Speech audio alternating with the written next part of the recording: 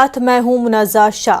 जम्मू कश्मीर में रवा साल असेंबली चुनाव होने के इम्कानात मफकूद हो चुके हैं। इलेक्शन कमीशन ने फहरिस्त राय दहिंदगान पर खसूसी नजरसानी के शेड्यूल को तब्दील कर दिया है। जम्मू कश्मीर में इलेक्टोरल रोल्स के रिवीजन की मशक मुकम्मल करने के लिए अब 25 नवंबर तक का वक्त दिया गया है। पहले 31 अक्टूबर तक इलेक्टोरल रोल्स के फाइनल पब्लिकेशन के लिए कहा गया था। अब इलेक्शन कमीशन की जानिब से जारी करदा रीशेड्यूल्ड टाइमलाइन के मुताबिक एक इंटीग्रेटेड ड्राफ्ट वोटर लिस्ट 15 सितंबर को शाया की जाएगी। ताज़ा ऐलान से यह साफ हो गया है कि जम्मू कश्मीर में इस साल इंतखाबात नहीं होंगे।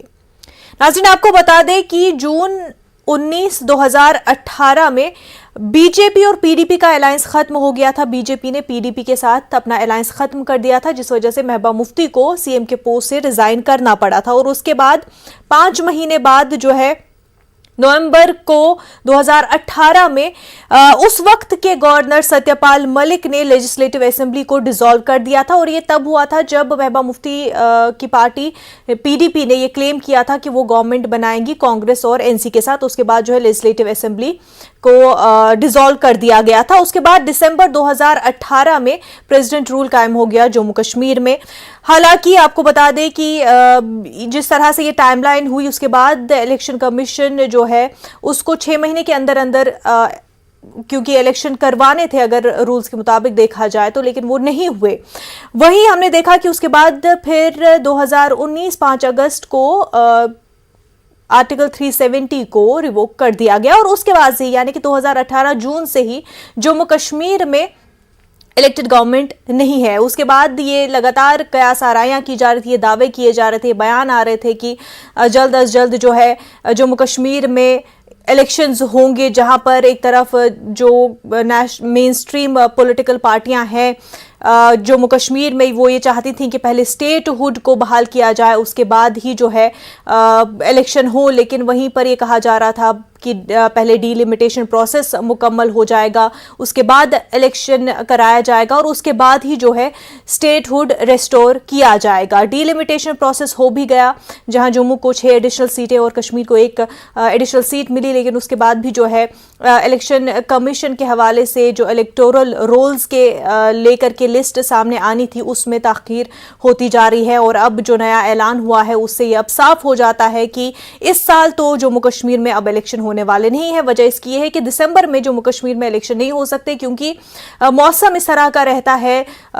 हेवी स्नोफॉल चले-कलान के 40 दिन भी देखने को मिलते हैं। ऐसे में इस मौसम में जम्मू कश्मीर में दिसंबर में तो इलेक्शन नहीं होंगे और इसका साफ मतलब है कि अब अगले साल तक इलेक्शन आगे बढ़ चुका है। हमारे साथ इस पूरे मामले पर बात करने के लिए 3 खास मेहमान जुड़े हुए हैं।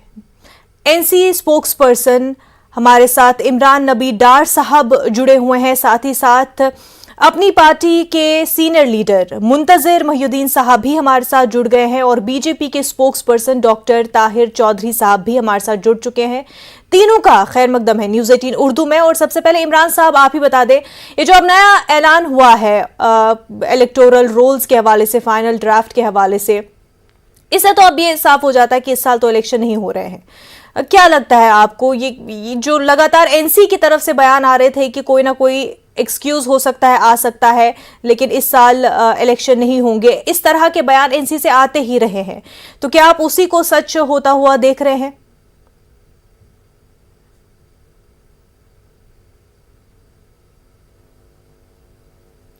इमरान साहब जी, मेरी आवाज आ रही है? जी जी, अब आपकी आवाज आ रही है। आवाज आ रही है मेरी? बिल्कुल बिल्कुल इमरान साहब। देखिए, ये बहुत ही अनफॉर्चुनेट डिसीजन आज ईसीआई की तरफ से आया। हम एक्सपेक्ट कर रहे थे कि डेमोक्रेटिक प्रोसेस जो पिछले 4 साल, अब तो खैर 5वां साल स्टार्ट हो गया है, 4 साल और 1 महीना हो गया कि J&K is without A democratically elected government. अब खुदारा आप मुझे ये बताइए कि और कितनी देर यहाँ के लोगों को वेट करना है ताकि वो अपने जो है वोट का इस्तेमाल करें, डेमोक्रेटिक सिस्टम का फायदा उठा सके। अगर हम अपने आप को सबसे बड़ी डेमोक्रेटिक कंट्री बोलते हैं, लेकिन अफसोस से ये कहना पड़ रहा है कि ये एक वाहिद एरिया पूरे हिंदुस्तान में जो है जिसको डेमोक्रेसी से दूर रखा जा रहा है। अब आप देखिए, ये मुझे लगता है, क्योंकि आपने भी अपने जो स्टार्टिंग कमेंट्स में आपने बोला कि हम पहले से ही एंटिसिपेट कर रहे थे। एंटिसिपेट क्या करना है, आप देखिए, अगर कंट्री में as per constitution of India, मुझे नहीं लगता 2 साल के बाद कहीं पे भी आप इलेक्शन रोक सकते थे। अब इन्होंने इसको यूटी बनाया, और यूटी में तो आप क्वेश्चन कर ही नहीं सकते हैं। यूटी में अब ये समझ नहीं आ रहा है कि और कितनी देर हमको यहाँ डेमोक्रेसी का वेट करना है। तो बहुत ही अफसोसकुन ऑर्डर, बहुत ही डिसअपॉइंटिंग ऑर्डर है। अगर ये चाहते थे कि डेमोक्रेटिक इंस्टीट्यूशंस को, डेमोक्रेटिक सिस्टम को मजबूत करना, तो क्या इनको रोक रही, कौन सी ऐसी चीज जो है इसको रोक रही है इलेक्शन अनाउंस करने से? बिल्कुल। मुंतजिर साहब, आप क्या समझते हैं कि क्या ऐसी चीज है कि जो इतना डिले हो रहा है, ये प्रोसेस इतना आगे बढ़ता ही जा रहा है?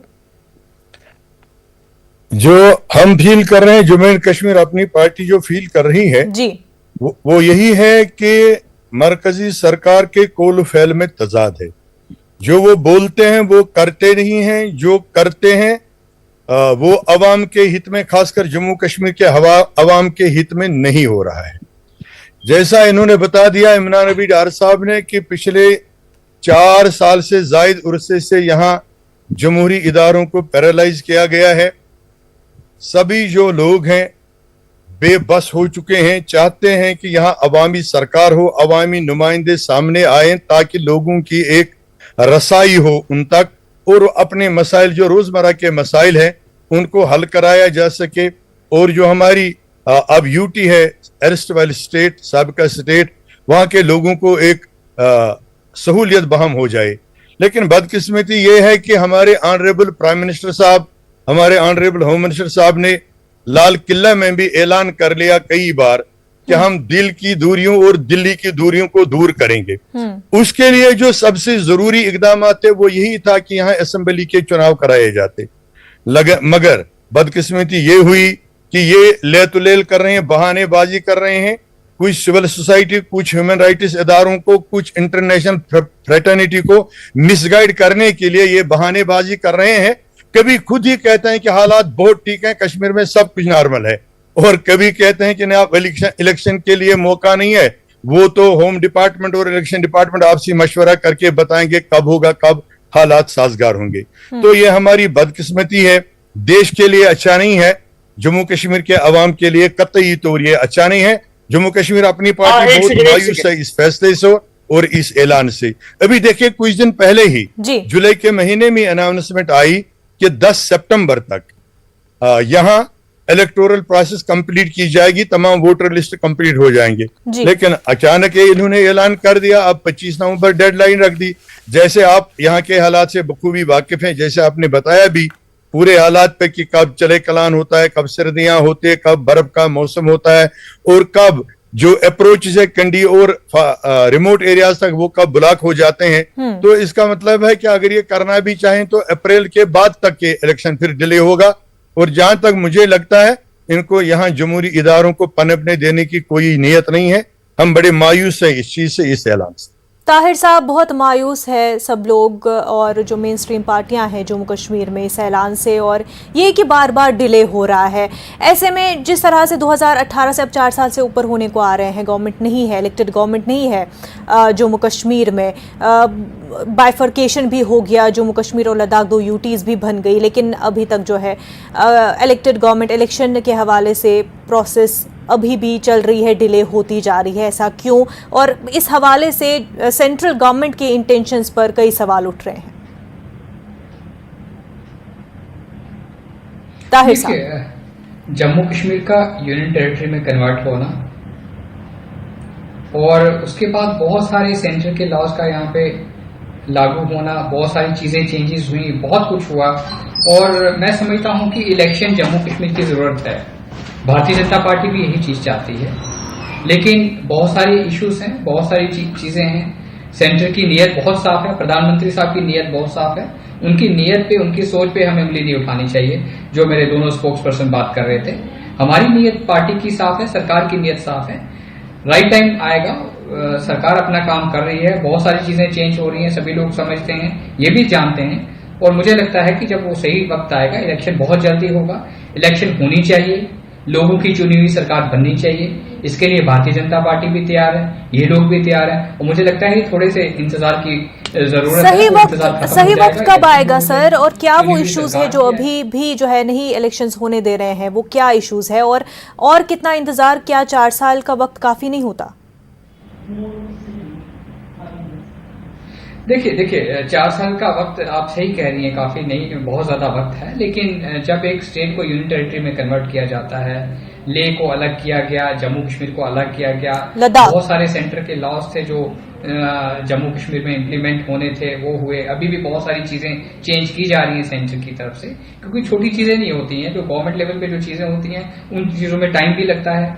मौसम भी जम्मू कश्मीर का आपको मालूम है, कभी सर्दी होती है, कभी गर्मी होती है, जैसे अभी आप खुद ही कह रही थी कि जब अक्टूबर, नवंबर, दिसंबर के बाद जम्मू कश्मीर में इलेक्शन का जो एक सीजन है वो नहीं आ सकता है टाइम, बर्फबारी स्टार्ट हो जाती है, शहर में लोग घरों से बाहर नहीं निकल पाते हैं नवंबर दिसंबर के बाद, तो बहुत सारे इश्यूज हैं। सरकार इन सभी चीजों को देख रही है, सभी पैरामीटर्स को देख रही है, और मुझे लगता है कि सरकार का जो फैसला होगा, और जो मेन फैसला है वो इलेक्शन कमीशन ऑफ इंडिया को लेना है, उसमें सरकार को भी नहीं लेना है, लेकिन सारी चीजें जब पॉसिबल होंगी, राइट टाइम होगा, सरकार की तरफ से ये ऐलान भी आएगा, सभी पॉलिटिकल पार्टीज तैयार भी होंगी, क्योंकि पॉलिटिकल पार्टीज तो सभी तैयार हैं इलेक्शन लड़ने के लिए, भारतीय जनता पार्टी हम लोग खुद तैयार हैं, हमारे कार्यकर्ता डे नाइट काम कर रहे हैं, और मुझे लगता है उसका हमें इंतजार कर।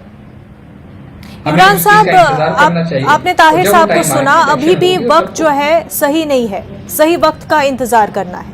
इमरान साहब देखिए, मुझे समझ नहीं आ रहा है ये बोल क्या रहे हैं इनका। एक दिन में ये कभी ये बोलते हैं कि इलेक्शन कल होगा, आज अब बोल रहे हैं कि अब हम वेट करेंगे, यहाँ मौसम कभी खराब होता है कभी सर्दी, क्या बोल रहे हैं, इनको कोई पता ही नहीं है बोलना क्या है। इनको शायद ऊपर से कोई अभी हिदायत आई नहीं है, तो मतलब इनके साथ बात करना या इनसे इनपुट लेना तो कोई मुझे लगता है फायदेमंद है नहीं, बिकॉज यहाँ से कंट्री 2 लोग चलाते हैं और वो डिसाइड करते हैं कौन सी चीज कहाँ पे करनी है। अब अफसोस से कहना पड़ रहा है कि जिस बुरी हालत में, जिन हालातों में हम फंसे हुए हैं, उन हालातों से निकलने का कोई मुझे लगता है वहां पे कोई लाइट दिख नहीं रही है। कश्मीर और जम्मू का अवाम जो है परेशान है, सड़कों पे लोग बेहाल है, कोई सिस्टम कहीं पर नहीं है, करप्शन का बोलबाला है, एडमिनिस्ट्रेशन कहीं चल नहीं रही है, तो मतलब हर किसी चीज का बुरा हाल है और अफसरशाही है। आपने अफसर ऐसे लाए हैं, सबसे पहले ब्यूरोक्रेटिक एक सिस्टम जो इस टाइम पे यहाँ पूरे J&K में ये है, बहुत ही अफसोस से कहना पड़ रहा है, पैराशूट करके यहाँ अफसर लाए गए हैं जिनको यहाँ के लोगों के बारे में कोई इल्मियत नहीं है, जिनको यहाँ की टोपोग्राफी के बारे में कोई इल्मियत नहीं है, जिनको पता नहीं है कि लोगों के सेंटिमेंट्स कैसे हैं, तो वो किस तरीके के डिसीजंस लेंगे। अकाउंटेबिलिटी कहीं पर नहीं है। अनअकाउंटेबल इंतजामिया में काफी तरक्की हुई है, इतने सारे प्रोजेक्ट्स लाए जा रहे हैं, इतना काम हो रहा है, बल्कि करप्शन को खत्म किया जा रहा है LG इंतजामिया में। आप मुझे बताइए, अभी हमारे सामने 2 एग्जाम्स हुए हैं, पहले SI का एग्जाम हुआ, सब इंस्पेक्टर का एग्जाम, वो जो है उस पे CBI इंक्वायरी चल रही है। अभी फाइनेंशियल अकाउंट्स असिस्टेंट का एग्जाम हो गया, उस पे भी कोई इंक्वायरी स्टार्ट हुई। उससे पहले फायर सर्विसेज का एग्जाम था, उस पे भी कोई इंक्वायरी हो रही है। तो खुदारा मतलब पिछले 3 सालों से कौन सा एग्जाम हुआ, कौन सी नई भर्ती हुई? ये तो बहुत बुलंदबाग दावे कर रहे थे लोगों की कि हम इतना एम्प्लॉयमेंट लाएंगे, इतने नौजवानों को नौकरियां देंगे। ये तो यहाँ के नौजवानों से नौकरियां छीन रहे हैं, देने की तो बात अलग है। और डेवलपमेंट की जो आप बात कर रहे हैं, ये प्रोजेक्ट आज के इनके प्रोजेक्ट नहीं है, ये प्रोजेक्ट तो पिछली सरकारों के हुए जिन्होंने स्टार्ट किया था। इन काम ये तो सिर्फ रिबन काट रहे हैं। मुझे बताइए एक प्रोजेक्ट जो इन्होंने स्टार्ट किया है, कोई आप मुझे बताइए पावर प्रोजेक्ट जो इन्होंने स्टार्ट किया है। तो ये सिर्फ इनका काम सिर्फ लोगों को झूठ बोलना, इनका काम सिर्फ फोटो खिंचाना, इनका काम सिर्फ रिबन काटना है और बस ये। मुंतजिर साहब, ऐसे माहौल में जब अब जम्मू कश्मीर की अनएम्प्लॉयमेंट 20% तक पहुंच चुकी है, ऐसे में अभी भी सेंट्रल गवर्नमेंट को लगता है कि अभी इंतजार करना है, अभी सही वक्त नहीं आया है, और ये कि क्योंकि बाइफरकेशन हुआ, यूनियन टेरिटरी बन चुकी है जम्मू कश्मीर, तो उसके बाद कई काम रहते हैं, कई चीज़ें होती हैं जिनको चेंज करना पड़ता है, जिनको नए सिरे से लाना पड़ता है, ऐसे में वक्त तो लगता है। मुंतजिर साहब, मैं अर्ज करूं आपसे कि गवर्नमेंट ऑफ इंडिया ने जो यहाँ LG साहब को मुकर्रर किया है, वो तो अपनी तरफ से कोशिशें अगरचे जरूर कर रहे हैं लोगों को एक ऑनेस्ट एडमिनिस्ट्रेशन देने की। लेकिन बदकिस्मती ये है कि जो भी ब्यूरोक्रेसी है उसमें सारे करप्ट लोगों को इकट्ठे किया गया है। आपने देखा होगा जो यहाँ SSRB के जरिए भर्तियां हो रही हैं या JKPSC के जरिए, पब्लिक सर्विस कमीशन के जरिए भर्तियां हो रही हैं, अभी तक SSRB के जरिए जितने भी लिस्ट उन्होंने सिलेक्ट किए थे पढ़े लिखे लोग, नौजवान लड़कों और लड़कियों के, तो उनको बाद में कुछ अरसे के बाद ही इशू करने से पहले ही कहा जा रहा है कि इनमें करप्शन हुआ, धांधलियां हुई है और इंक्वायरी कमेटीज को कॉन्स्टिट्यूट किया जा रहा है ये तहकीकात करने के लिए कि ये दुरुस्त नहीं हुई है। तो इसका खुद ही आप अंदाजा लगा सकते हैं और हर किसी को ये समझ आ सकती है कि करप्शन मौजूद है। जो गलत अनासिर है उनको एडमिनिस्ट्रेशन में रखा गया है और उनको इस यूटी की जो साबिका रियासत है यहाँ के लोगों की कोई दर्द नहीं है। अगर आप देखेंगे जम्मू कश्मीर के 5% ऑफिसर इस वक्त एडमिनिस्ट्रेशन में है, बाकी जितने भी ब्यूरोक्रेसी है उसको इंपोर्ट किया गया है दूसरी रियासतों से, तो उनके यहाँ के बच्चों से क्या हमदर्दी होगी? वो क्यों चाहेंगे कि यहाँ इंसाफ मिले? उनका एक ही काम है, जैसे दूसरे इदारों को लूटना, ज्वालजी एंड माइनिंग को लूटना, फॉरेस्ट्स को लूटना, उसी तरह उनका ये मशगला बन चुका है कि हम करप्शन करेंगे मुलाजमतें देने के नाम पे भी। उसी वजह से financial assistant, accountants, fire service, सब इंस्पेक्टर्स, ये सारे लिस्ट धांधलियों में आ गए और इनको कैंसिल करना पड़ा। तो ऐसे में जहां बेरोजगारी का ग्राफ अभी आपने बताया 20%, लेटेस्ट जो इंफॉर्मेशन आई, सर्वे आई है गवर्नमेंट रिकॉर्ड्स के मुताबिक 22.8% बढ़ गई है। तो ऑब्वियसली यहाँ के पढ़े लिखे नौजवानों में भी फ्रस्ट्रेशन आएगी, इंतशार उनमें पैदा होगा, बेकारी की वजह से बुरे कामों की तरफ लग जाएंगे। हालात खराब हैं, एक तरफ से ड्रग माफिया मैदान में है, दूसरी तरफ से गैम्बलिंग है, तीसरी तरफ से गन है। तो इन बेकार नौजवानों को रागिब करने के लिए बहुत सारी एजेंसियां हैं जो उनको गलत कामों की तरफ लगाएंगी। तो अकेला LG साहब यहाँ कुछ नहीं कर सकता है, ये तो होम डिपार्टमेंट की जिम्मेदारी है। हमारे ऑनरेबल होम मिनिस्टर जहाँ बुलंदबांग दावे करते आ रहे हैं कि हम वहाँ तरक्की कर रहे हैं, डेवलपमेंट करेंगे, वो करेंगे, ये करेंगे, होता ग्राउंड में कुछ नहीं है।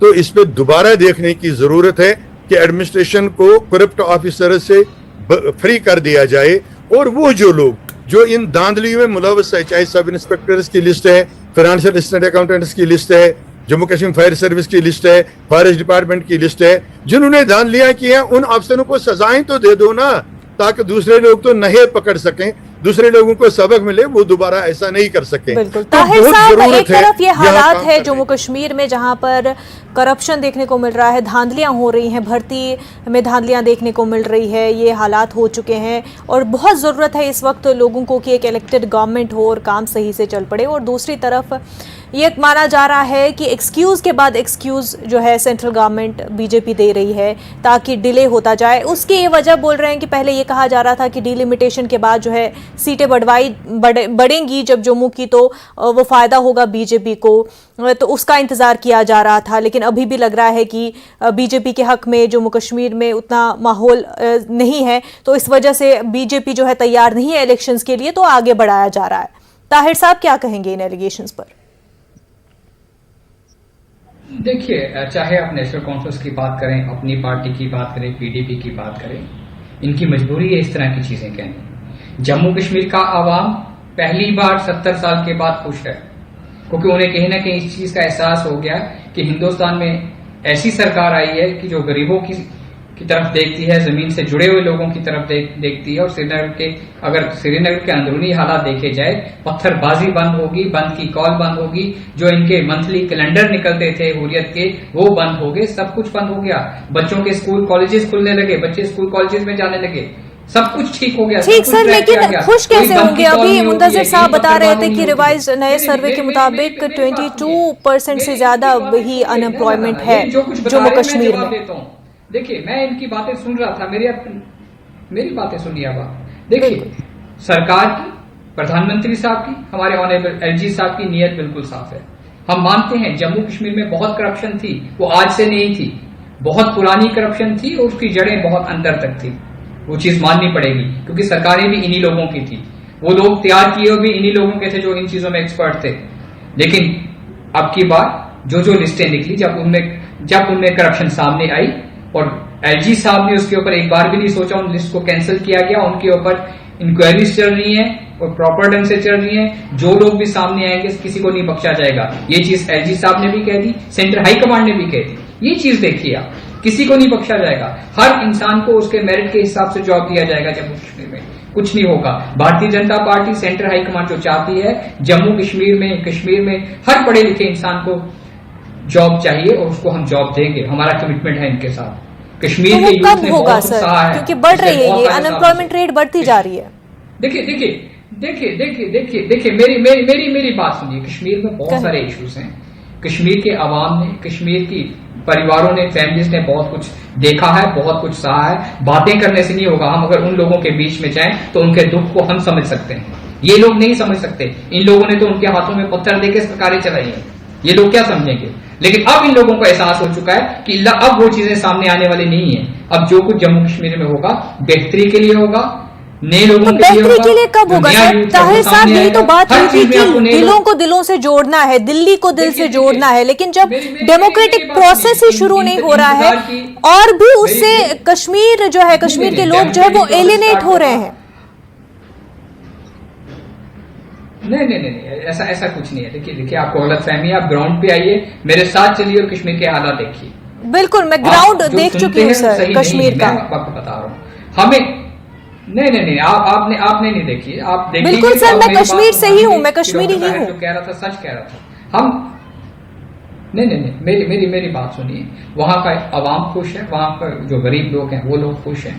वो लोग समझते हैं कि पहली बार जो देखो जिन लोगों ने कश्मीर में सरकारें चलाई हैं, यहाँ पे फैमिली रूल रहे हैं। आएंगे इमरान साहब आपके पास। टाइम पे से में ये मालूम नहीं है कि आने वाले टाइम पे किस कॉन्स्टिट्यूशन एरिया से कौन एमएलए जीत के आएगा, कौन मिनिस्टर बनेगा, कौन मेंबर ऑफ पार्लियामेंट बनेगा, कौन एमएलसी बनेगा, कौन चेयरमैन बनेगा। पहले तो ये लोग उंगलियों पहले एडवांस में लिस्टें इन्होंने तैयार की होती थी किसको क्या बनाना है। अब वो चीजें खत्म हो चुकी हैं। कश्मीर का आवाम सब कुछ जानता है, आप बेहतर जानता है और आप भी अच्छी तरह समझने की कोशिश कीजिए। जो कुछ होगा अच्छा होगा। बिल्कुल सर, स्टार्टिंग में बिल्कुल ऐसा ही लग रहा था कि बीजेपी शायद चाहती है कि एक बेहतर गवर्नमेंट सामने आए, लेकिन अब ये लग रहा है कि बीजेपी कहीं ना कहीं क्या ये कोशिश कर रही है कि उनके लिए कब इलेक्शन का माहौल साजगार होगा तभी इलेक्शन कराएंगे, वरना तो ऐसे डिले होता रहेगा। इमरान साहब कुछ कहना चाह रहे हैं। मैं आपको एक चीज क्लियर कर दूं। देखिए, मैं बस इतना बोलना चाहता हूँ कि ये जो अपोजिशन के बीजेपी के स्पोक्स पर्सन है, शायद इनको ग्राउंड रियलिटीज के बारे में मालूमात नहीं है। जबकि मुनज़्ज़र जी, आपने भी बोला कि आप भी कश्मीर से हैं और आपको भी पता है यहाँ के हालात क्या हैं, बट ये मानने को तैयार नहीं है। तो वालों के साथ है कि ये फैक्ट्स को एक्सेप्ट नहीं करना चाहते, ये रियलिटीज को एक्सेप्ट नहीं करना चाहते। रियलिटी ये है कि आज यहाँ का नौजवान दर दर की ठोकरें खा रहा है। रियलिटी ये है कि आज जो बुलंदबाग दावे जा रहे थे कि यहाँ पर सोने की नदियां बहाई जाएगी, दूध की नदी बहाई जाएगी, ताहिर साहब आपके पास जो नॉर्मल इकोनॉमी पूरी तरह इमरान साहब, से आपका ऑडियो ठीक नहीं आ रहा है, आप आपकी बात जो सही से नहीं सुन पा रहे हैं। ताहिर साहब, आप कुछ कहना चाह रहे हैं? देखिए मैं आपको एक चीज क्लियर करूं। जी, मुंतजिर साहब आपके पास आएंगे। दर दर की ठोकरें खा रहे हैं। मैं आपको एक चीज क्लियर करूं। मैं यहां तक सोचता हूं कि इतने साल से जो वैली के हालात खराब है, कश्मीर के यूथ ने ठोकरें नहीं खाई है। वहां का यूथ डिप्रेशन में जा चुका है, हमारी माएं डिप्रेशन में जा चुकी हैं, हमारी बहनें डिप्रेशन में जा चुकी हैं। इंशाल्लाह आने वाले टाइम पे जब सरकार बनेगी, पहले मैं आपको कमिटमेंट करता हूं कि मैं ये चाहूंगा, तब से तो आप यही राग अलाप रहे हैं और अभी कितने साल तक यही राग अलाप रहा है। नहीं, देखिए, जब मैं सच्ची बात कर रहा हूँ, आप सच्चाई से पीछे नहीं हट बोलना बंद करिए। कश्मीर का हमें दर्द ठीक करना होगा। तो आपने पूरी कंट्री में खोली है, ये खुदारा बंद करिए। नहीं, मैं सच बोल रहा हूँ, आप लोग झूठ बोल रहे हैं। मुंतजिर साहब कुछ कहना चाह रहे हैं। मुंतजिर साहब की भी बात सुने थे, वक्त की कमी है। मुंतजिर साहब। जी, मैं अर्ज ये करना चाहूँगा कि मुझे हैरत आती है इस बात पर कि जो लोग कश्मीर की हिस्ट्री से, जोग्राफी से 1% से भी वाबस्ता नहीं है, वो लोग कहते हैं कि कश्मीरी लोग खुश हैं, कश्मीरी जवान खुश है, कश्मीरी ये है, कश्मीरी वो है। हकीकत ये है कि एक सहूलियत जहाँ आ गई, आजकल कश्मीर में पत्थरबाजी नहीं हो रही है, लेकिन उसका एक दूसरा पस मंजर, उसका बेकारी और बेरोजगारी से क्या वास्ता, उसका अनएम्प्लॉयड एजुकेटेड यूथ को नौकरियां वहम करने से क्या वास्ता। हमारा पब्लिक सेक्टर पैरालाइज है, हमारा प्राइवेट सेक्टर पैरालाइज है, गवर्नमेंट सेक्टर में जहां कहीं भर्तियां हो रही हैं मुलाजमतों के लिए, वहां करप्शन और लिस्ट कैंसिल होते जा रहे हैं। अगर हम एक दूसरे पे इल्जाम धरते रहेंगे, इल्जाम लगाते रहेंगे, तब तक तो दूसरे हजारों सैकड़ों नौजवानों की तरह हमारे और नौजवान बच्चियां और बच्चे ओवर एज हो जाएंगे और फिर इस चांस से भी हाथ गंवाएंगे। बिल्कुल, तो डेमोक्रेटिक प्रोसेस की शुरू होने की काफी जरूरत है। ऐसे में अगले साल तक फिर से इलेक्शन डिले होना ये कश्मीर को, जम्मू कश्मीर को कहीं ना कहीं और भी एलिनेट कर देता है और जो बुलंद दावे किए गए थे उन पर सवाल खड़े कर देता है। हमारे तीनों खास मेहमान इमरान अबी डार साहब, मुंतजिर मोहिउद्दीन साहब और डॉक्टर ताहिर चौधरी साहब, आप तीनों का बेहद शुक्रिया हमारे साथ बात करने के लिए।